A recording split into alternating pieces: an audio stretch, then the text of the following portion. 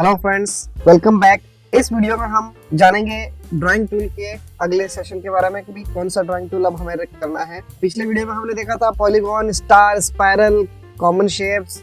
इस वीडियो में हम देखेंगे इम्पैक्ट टूल के बारे में। इम्पैक्ट टूल क्या काम आता है। जैसा मैंने बताया कि पहले कॉम्प्लेक्स स्टार करके टूल हुआ करता था पुराना वर्जन में। अब इसमें वो कॉम्प्लेक्स स्टार का टूल तो नहीं है, उसकी जगह एक नया टूल इसमें है, वो है इम्पैक्ट टूल। हालांकि वर्जन 2019 2018 में भी था ये इम्पैक्ट टूल, बट हम 220 कर रहे हैं। तो इसमें जो है इम्पैक्ट टूल का रोल होता है एक ऐसी रेज बनाना, पीछे की तरफ से हाईलाइट करते हुए कोई चीज को।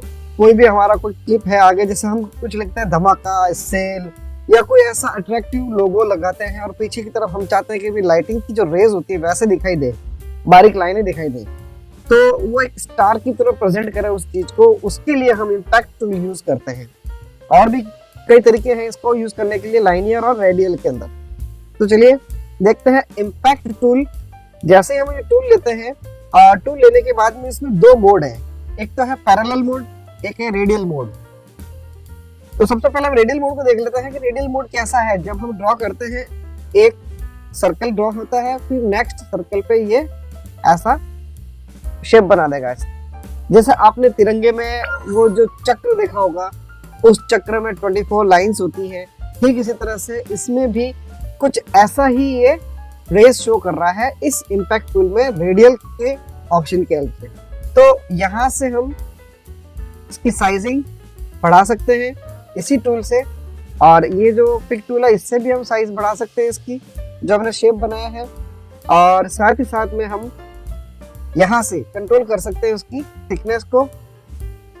देखिए, minimum thickness and maximum thickness, ये दोनों 0 कर दूंगा तो सारी लाइनें बराबर बराबर में एक हल्की सी किरणें टाइप बनाती हुई, रेस बनाती हुई दिखाई देंगी। और बढ़ा देते हैं अगर मैक्सिमम लेवल को, तो ये मैक्सिमम लेवल है, ये मिनिमम लेवल है। और बढ़ा सकते हैं मैक्सिमम, मिनिमम को और कम कर सकते हैं या 0 कर सकते हैं, मिनिमम भी बढ़ा सकते हैं। कुछ इस तरह से शेप बन जाएगा। अब हम इसमें चेंज करना चाहते हैं कि भाई जो शेप आ रहा है ये शेप चेंज हो जाए, इसकी जगह राउंडेड आ जाए, तो ये कॉर्नर सारे इसके राउंडेड हो जाएंगे। स्ट्रेट हो जाए तो स्ट्रेट लाइंस हो जाएगी। अब दिखाई नहीं दे रहा है, एक शार्प लाइन दिखाना है, शार्प लाइन, तो हमें इसके अंदर मिनिमम और मैक्सिमम के लेवल कम करने होंगे। तो ये कुछ इस तरह से इम्पैक्ट टूल काम करता है। दूसरा, इसमें मैं चाहता हूं कि जो है मिनिमम मैक्सिमम दोनों 0 कर दिया जाए, और यहाँ से इसका जो है वेरिएशन दिया जाए मिनिमम और मैक्सिमम डिस्टेंसिंग के लिए, लाइन स्पेसिंग के लिए मिनिमम डिस्टेंसिंग और मैक्सिमम डिस्टेंसिंग मैंने ये लिया। और इसको मैं कलर चेंज करता हूँ कुछ इस तरह से, यहाँ से या लाइट कलर ही रखता हूँ। एक सर्कल ड्रॉ करते हैं, मुझे यहाँ पे नहीं चाहिए ये स्पाइरल, यहाँ पर जो आ रहा है लाइन की जो रेज आ रही है, इम्पैक्टिंग जो भी आ रही है, वो मुझे यहाँ नहीं चाहिए। तो इस एरिया में, सर्कल वाला एरिया में नहीं चाहिए, तो हम इसको सेलेक्ट करेंगे, इम्पैक्ट टूल को प्रॉपर्टी में जाएंगे, यहाँ से दे रखा इनर बाउंड्री, तो अंदर की बाउंड्री हम इसे मेंशन कर देंगे एज अ सर्कल। तब देखिए जो सर्कल हमने ड्रॉ किया, एलिप्स ड्रॉ किया, उस एलिप्स वाले एरिया में ये फेस को हटा दें। अब कहीं पे मूव कीजिए आप इसको। मैं इसकी जगह कोई टेक्स्ट लिखना चाहता हूँ, इसलिए मैंने इसको ऐसा किया। तो ये है इसका इनर का मतलब। इस इनर बाउंड्री को हम वापस हटा भी सकते हैं, रिमूव, वापस लगा भी सकते हैं। मैं इस बार इसको थोड़ा ऐसे लगाता हूँ, सेलेक्ट करता हूँ इनर बाउंड्री, ये ऐसा हो जाए तो वो ऐसे ट्रीट करेगा। ये है इसका रोल। फिर चाहते हैं कि भी इसका रोल हमारे पास, जैसे बाहर जैसे मैंने बना रखा है, एक रेक्टेंगल ड्रॉ कर रखा है, इस रेक्टेंगल में इस रेस की जो है प्रॉपर्टी अप्लाई हो जाए, तो इसको सेलेक्ट करेंगे और हम यूज करेंगे इसकी boundary, outer boundary. Outer boundary हमारी ये है। तो जो रेस का जो डायरेक्शन था, जैसे ये दिखाई दे रही है, ये जो लाइंस है, ये लाइंस इस रेक्टेंगल के एंड तक आएंगी, और जहां तक रेक्टेंगल है, जहां से रेक्टेंगल स्टार्ट हो रहा है, जहां एंड हो रहा है, वहां तक ही ये कंटिन्यू होंगी, बाकी की सारी हट जाएगी। तो ये इसका रोल हो गया। हम ऐसा भी कोई शेप बनाना चाहें लाइनिंग का, तो इम्पैक्ट टूल से बेटर टूल कोई नहीं हो सकता। ये है इस इम्पैक्ट टूल का रोल। अब इसमें हम लाइनों की विड्थ, लाइनों का स्टाइल, लाइनों का प्रेजेंटेशन चेंज कर सकते हैं। हमने जैसे रेक्टेंगल के अंदर इसको अप्लाई किया तो अब इसको हम डिग्री भी दे सकते हैं, 45 डिग्री में रोटेट हो जाए, मिनिमम और मैक्सिमम वैल्यूज ये। और यहाँ से हम इसकी स्मूथनेस को कंट्रोल कर सकते हैं, 85% के बजाय 100% कर दिया। जो इसमें शार्पनेस लेवल है बॉटम टू एंड ऐसा दिखाई दे, 0 कर देते हैं या उससे कम कर लेते हैं। तो ये जैसा हमारे पास ये प्रोफाइल दिखाई दे रहा है, इस प्रोफाइल को कंट्रोल करने काम आता है। यहाँ से इसका परसेंटेज हम बढ़ा सकते हैं, घटा सकते हैं, कहाँ पर होना चाहिए, मिड में होना चाहिए या एंड में होना चाहिए या स्टार्टिंग में होना चाहिए। ये जो प्रोफाइल आ रहा है, इस प्रोफाइल को हम यहाँ से यूज कर सकते हैं। फिर साथ ही साथ में जो हमने स्पेसिंग देनी है, इनके बीच का स्पेसिंग हम कंट्रोल कर सकते हैं, बढ़ा सकते हैं, घटा सकते हैं, मिनिमम और मैक्सिमम कंट्रोल कर सकते हैं। और यहाँ से इसका मिनिमम लाइन और मैक्सिमम लाइन की विड्थ को देखिए, मिनिमम लाइन बिल्कुल 0 है, मैक्सिमम 0.10 है। 0.10 को मैं 0.05 कर देता हूँ, थोड़ी और बारीक हो जाए। और यहाँ से डिग्री दे रखा 90 डिग्री देने पर। अच्छा, हमने जो स्क्वायर बनाया और हमने स्पाइरल जो बनाया उसके अकॉर्डिंगली ये लाइन सारी, इसमें डिग्री का कोई रोल ही नहीं है। आप 0 करो चाहे 90 डिग्री करो, कुछ भी नहीं होगा। अगर यही मैं इसी चीज को मैं यहाँ पे छोड़ देता हूँ, इधर रख देता हूँ, और रेडियल की जगह इम्पैक्ट को मैं इम्पैक्ट टूल को पैरेलल यूज करता हूँ, तो पैरेलल में क्या करता है कि ये ऐसे लाइंस बना लेगा। जैसे वहां सेलेक्ट किया है उसको, वो सेलेक्टेड था तो उसको कन्वर्ट कर दिया पैरेलल लाइंस के अंदर। मैं नया बनाता हूँ, यूज करता हूँ पैरेलल। ओके, ये यहाँ से यहाँ तक मैंने ऐसे पैरेलल लिया, तो ये मैक्सिमम और मिनिमम लाइन का एक ग्रुप यहाँ अप्लाई हो जाएगा। इस ग्रुप में मिनिमम मैक्सिमम की हम लाइन की विड्थ फिर बढ़ा सकते हैं। मैक्सिमम को 0.010 कर देता हूँ, मिनिमम 0.005 ये ले लेता हूँ। यहाँ हमारे पास ये काम करेगा डिग्री। जैसे ही मैंने डिग्री दिया, मिनिमम मैक्सिमम लाइंस 45 डिग्री के एंगल पर ये रोटेट हो जाएगी आपस में एक दूसरे के पोजीशन पे। और विड्थ अगर बढ़ानी है तो वो यहाँ से मिनिमम की विड्थ और मैक्सिमम की ये स्पेसिंग बढ़ाते हुए फिर हम इसकी विड्थ बढ़ाएंगे। अगर स्पेसिंग नहीं बढ़ाते हैं तो ये आपस में लाइनें मिल जाएगी। अगर मैं यहाँ से स्पेसिंग नहीं बढ़ाता हूँ ऐसे, तो ये मिनिमम मैक्सिमम लाइन आपस में भिड़ जाएंगी और एक डार्क शेप बन जाएगा। तो ये होता है इसका इम्पैक्ट टूल का रोल। अब इसको मैं और भी जैसे देखना चाहूँ कि भाई यहाँ पे मैंने जो लाइंस दे रखी है, इन लाइंस को मैं 0 डिग्री पे कर दूँ, इसको रेक्टेंगल ड्रॉ करता हूँ और इसको मैं एक जो नया स्टेप है वो है इसको कर्व करता हूँ, कंट्रोल क्यू से ऑब्जेक्ट को कन्वर्ट कर देगा ये नॉर्मल ऑब्जेक्ट में, फ्री हैंड ऑब्जेक्ट में। और शेपिंग टूल के हेल्प से कर्व चेंज करता हूँ। हालांकि ये मैंने अभी बताया नहीं है इसका डिटेल, नेक्स्ट वीडियो में हम इसको देखेंगे। तो फिलहाल के लिए मैं ऐसा कोई शेप देना चाहता हूँ। इसको इम्पैक्ट जो टूल है इसको मैं सेम ऐसा रखना चाहता हूँ जैसा हमने रेक्टेंगल बनाया है, और रेक्टेंगल में जो कर्व दिया है मैं यहाँ पर भी ये वैसा ही चाहता हूँ। सेलेक्ट करेंगे और इसको यूज करेंगे इनर बाउंड्री, और बाउंड्री इनर बता देंगे हम इस तरह। तो जैसा बाउंड्री है वैसा ही ये इम्पैक्ट टूल भी कन्वर्ट हो जाएगा।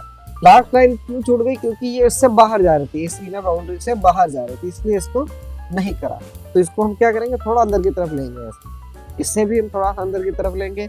Now impact tool, inner boundary, create inner boundary, इससे इनर बाउंड्री क्रिएट हो जाएगी। हम इनर बाउंड्री हटा भी सकते हैं। दूसरा, मैंने जैसे टेक्स्ट लिखा, ये टेक्स्ट लिखा और इस टेक्स्ट में मैंने जैसे स्पेलिंग तो ठीक है, लेकिन इसको मैं स्मॉल लेटर्स में करता हूँ। कोई भी फ़ॉन्ट ले लेते हैं, कोई डार्क फ़ॉन्ट ले लेते हैं या ये ले लेते हैं, इसको इटैलिसाइज कर देते हैं और सेलेक्ट करेंगे रेक्टेंगल पैरेलल, इसको ऐसे शो कराना चाहिए। स्पेसिंग बढ़ा देंगे और थोड़ा विड्थ बढ़ा देंगे, इतना मिनिमम और मैक्सिमम। अब मैं चाहता हूँ कि जैसा टेक्स्ट लिखा हुआ आ रहा है इसी वे में ये लाइंस भी हो जाएं। ओके, सेलेक्ट करेंगे, पैरेलल वाला ऑप्शन लिया हुआ है, यूज करेंगे outer boundary, inner boundary click करेंगे। ये कह रहा है the object you select is invalid, ये ऑब्जेक्ट इनवैलिड है। ये किस पे काम करता है, ये पाथ जो काम करता है कर्व्ड ऑब्जेक्ट, क्योंकि ये टेक्स्ट ऑब्जेक्ट है, इसमें टेक्स्ट की प्रॉपर्टी है, इसलिए ये नहीं कर रहा है। उसको मैं नो कर देता हूँ। टेक्स्ट को कन्वर्ट करना है नॉर्मल ऑब्जेक्ट में, तो control Q convert to curves, इसको कर्व्स में कन्वर्ट करने के लिए कंट्रोल क्यू शॉर्टकट है। ये कंट्रोल क्यू करते ही देखिए ईच एंड एवरी नोड पर एंकर पॉइंट्स ये ऐड हो जाएंगे कर्व पर, ईच एंड एवरी कर्व पर। अब हम इसमें जैसा ये टेक्स्ट लिखा हुआ है वैसा ही वे में प्रेजेंट कर सकते हैं। सेलेक्ट करेंगे, रिमूव बाउंड्री, इसको ऊपर की तरफ रखेंगे, shift page up, select inner boundary and text colour. ये देखिए तो F कहाँ पर क्रिएट हो रहा था, उसके ऊपर जा रहा था, तो जहां जहां पर F था वहां पर इसने कट कर दिया। हम इसको ये लेते हैं आउटर का, आउटर पर क्लिक करके इसको सेलेक्ट करेंगे। अब भी यही कह रहा है, ये नहीं करेगा, ये क्यों नहीं करेगा, या तो हमने अनडू कर दिया है इसको। ओके, इस पे बाउंड्री है ही नहीं, तो राइट क्लिक कीजिए, कलर हटाइए, आउटलाइन ऑन कीजिए। अब इसको हम सेलेक्ट करते हैं। अच्छा, इसमें ऑलरेडी हमने क्या कर रखा है, बाउंड्री लगा रखी है, इसलिए अप्लाई नहीं हुआ। ओके, अनडू, इसको हम रिमूव करते हैं, रिमूव बाउंड्री, दोबारा कर लिया आपने, इसको सेलेक्ट करते हैं, हाँ हटा दिया। अब आउटर बाउंड्री क्लिक, ये देखिए तो जो लाइनें बाहर थी वो इसके अंदर की तरफ आ गई। कलर चेंज करना है, कलर चेंज कीजिए। ऐसा अगर हमें कोई टेक्स्ट बनाना हो कट वाला, तो हम इससे बना सकते हैं इम्पैक्ट टूल की हेल्प से। तो ये था इम्पैक्ट टूल के बारे में कि हम इसमें कैसे लाइंस को शो कर सकते हैं। जैसे हमने रेडियल लेना है तो रेडियल लेकर के ऐसे, इसमें रेडियल आ गया, अब रेडियल अप्लाई हो गया। अगर हमने नया बनाना है तो यहाँ से नया लेंगे और रेडियल शेप लिया, जितना बड़ा लेना है उतना बड़ा लेंगे। कंट्रोल आई करके कोई भी क्लिप आर्ट अगर हम इसके बीच में शो करना चाहें तो वो इस पर रख सकते हैं। सपोज मेरे पास यहाँ पे कोई पिक्चर अगर हो, नहीं है, डाउनलोड्स,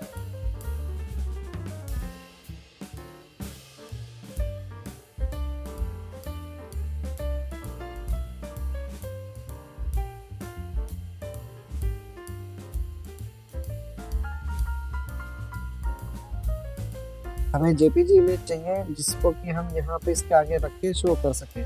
तो चलिए इसको हम नेट से डाउनलोड कर लेते हैं, कुछ भी ऐसा कोई clip art, dancing couple clip art net से डाउनलोड करके यहाँ पे एज ए क्लिप आर्ट हम इसको पीछे की तरफ ऐसे शो करना चाहते हैं। तो यहाँ से कुछ भी मैं ले लेता हूँ, जैसे तस्वीर को लेते हैं, ये ले या ये ले, सेव इट,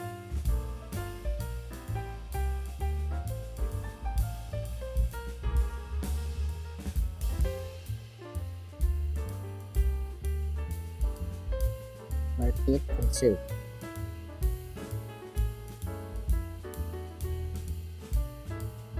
तो चलिए फ्रेंड्स, हमने इसको इंपोर्ट करना है, अब यहाँ पे शो कराना है एज ए, इसको हम इस तरह से शो करते हैं जैसे फ्लैशिंग पीछे की तरफ से लाइटिंग की तरह हो और वो क्लिप में ऐसा। अब इसमें गैपिंग और इसकी साइजिंग बढ़ा देते हैं मिनिमम मैक्सिमम, ये हो जाएगा। मिनिमम में रखते हैं, दोनों का थोड़ा सा बारीक ले सकते हैं।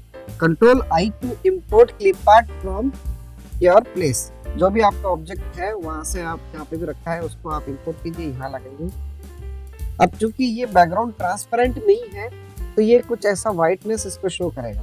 अब अगर इसमें मैं इसका इम्पैक्ट टूल का रेडियल ऑप्शन यूज करता हूँ और इसको क्लिक करा देता हूँ इमेज को, तो यहाँ इसकी जगह बना दो, सेलेक्ट करके हटाते हैं। देखिए चारों तरफ इसके ये बीच में जो हमने इमेज रखी थी उतना एरिया इसने वहां से कट कर दिया, एक तरह से बाउंड्री बना ली इसके लिए। तो ऐसा कुछ अगर हमें प्रेजेंट करना हो तो हम क्लिप आर्ट या हमने जो भी स्केच या डिजाइन का हमने बनाया है उसको हम स्प्लैश इफेक्ट में बीच में अगर शो करना चाहें तो ये इम्पैक्ट टूल की हेल्प से हम इसको ऐसे शो कर सकते हैं।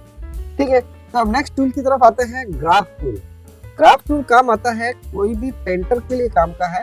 इसमें लाइंस और कॉलम्स वाइज ग्रिड बन जाएगी और उन ग्रिड की हेल्प से आप, जैसे इसमें मैं एक चेकर बोर्ड बना सकता हूँ और मैं इसको पैटर्न बनाने के अंदर भी काम में लेता हूँ अलाइनमेंट कमांड को यूज करते हुए।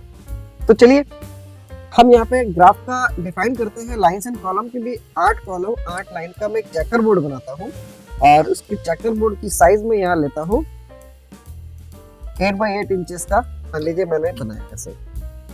तो अब इसको हम अलग अलग कलर कैसे फिल करेंगे, देखिए प्रॉपर्टी बार में इसमें ग्रुपिंग और अनग्रुपिंग का ऑप्शन ऑन हुआ है। चूंकि ये मल्टीपल ऑब्जेक्ट्स का एक ग्रुप है, लाइन और कॉलम का एक ग्रुप है, ऑब्जेक्ट है, और उस ग्रुप के ऑब्जेक्ट के मिलने से एक ग्रिड बन रही है।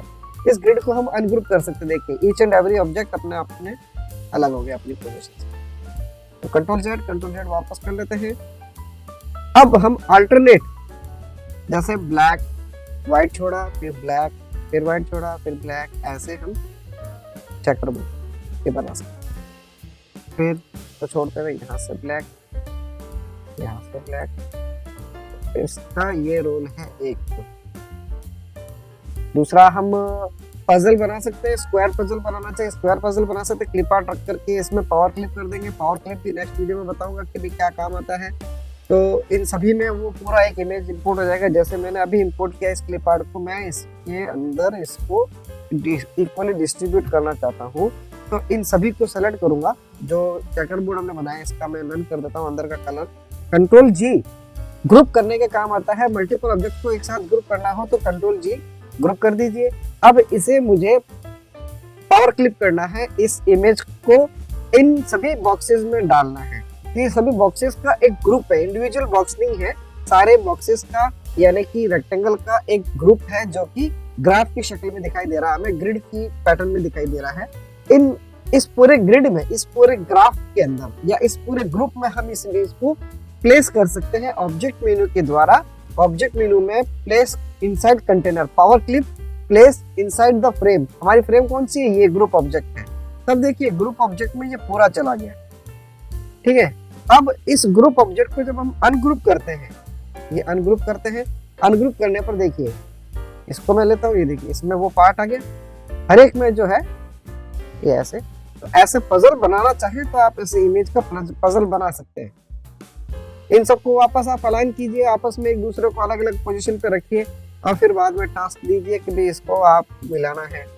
तो ऐसा कोई पजल बनाना हो तो इस ग्राफ टूल की हेल्प से हम बहुत ही आसानी से ये चीज कर सकते। ये रोल है इस ग्राफ टूल का। तो देखा फ्रेंड्स, हमने अभी तक के वीडियोस में जो देखा है स्टार्टिंग से लेकर के pick tool, drawing tool, transformation properties, property panel, layout panel और जो टूल्स है ड्राइंग के उनकी प्रॉपर्टीज, उनकी एडवांस प्रॉपर्टीज। तो ये है ड्राइंग टूल के बारे में। इसके बाद नेक्स्ट जो हमारा वीडियो होगा वो होगा पेंसिल टूल में और भी कई तरह के, फ्री हैंड टूल में और भी कई तरह के हमारे पास ड्राइंग टूल है, आर्टिस्टिक ब्रश है, जैसे कि artistic media, live sketch, smart drawing, और रेक्टेंगल का भी अलग पार्ट है जैसे इसमें दे रखा है। जैसे हमने रेक्टेंगल देखा है, रेक्टेंगल के अंदर हम ऐसे रेक्टेंगल बना सकते हैं। ठीक इसी तरह से नेक्स्ट इसका टूल है 3 पॉइंट रेक्टेंगल टूल। तो 3 पॉइंट रेक्टेंगल टूल का मतलब होता है एक पॉइंट से स्टार्ट करेंगे, लेफ्ट क्लिक ड्रैग करके रखेंगे, क्लिक करके रखेंगे और ड्रैग करेंगे माउस को टैपर एंगल में बॉटम तक या टॉप तक, जैसे भी रखना है वैसे। और इसको रिलीज करने पर जब माउस को हम अप एंड डाउन करते हैं तो इसका ये एक टेढ़ा रेक्टेंगल, टैपर्ड रेक्टेंगल ड्रॉ हो रहा है। इसको एंड करने के लिए हम वापस लेफ्ट क्लिक करेंगे ताकि उस पोजीशन तक एक रेक्टेंगल बन जाए। तो फ्रेंड्स, इस टूल की वैसे मैं तो नहीं समझता कि कोई आवश्यकता हो, क्योंकि हम इसको ऐसे भी कर सकते हैं। रेक्टेंगल ड्रॉ करने के बाद हम इसको रोटेट भी कर सकते हैं, बजाय ऐसे बनाने के। यहाँ से लिया, ऐसे लिया, फिर इसको बना लिया। इससे थोड़ा सा ये इजी हो जाता है कि भाई अगर आपको डायरेक्ट ही टेढ़ा बनाना हो तो डायरेक्ट बना सकते हो, अदरवाइज आप सीधा रेक्टेंगल बना करके भी कर सकते हो। यही चीज एलिप्स में भी दे रखी है कि भी आप एलिप्स बना सकते हो स्ट्रेट इस तरह से, और स्ट्रेट बना करके आप ऐसे क्लिक करके दोबारा रोटेशन कर सकते हो, या डायरेक्ट ही आपको रोटेटेड ही बनाना है तो ऐसे टैपर्ड आप ऐसे बना सकते हो। ये इन दोनों टूल का जो है 3 पॉइंट एलिप्स और 3 पॉइंट रेक्टेंगल टूल का रोल है, ठीक है। तो नेक्स्ट वीडियो में हम देखेंगे फ्री हैंड टूल और उसकी जो पेंसिल टूल की जो अदर जो ऑप्शंस हैं उनको जानेंगे। That's all for this video. Thank you.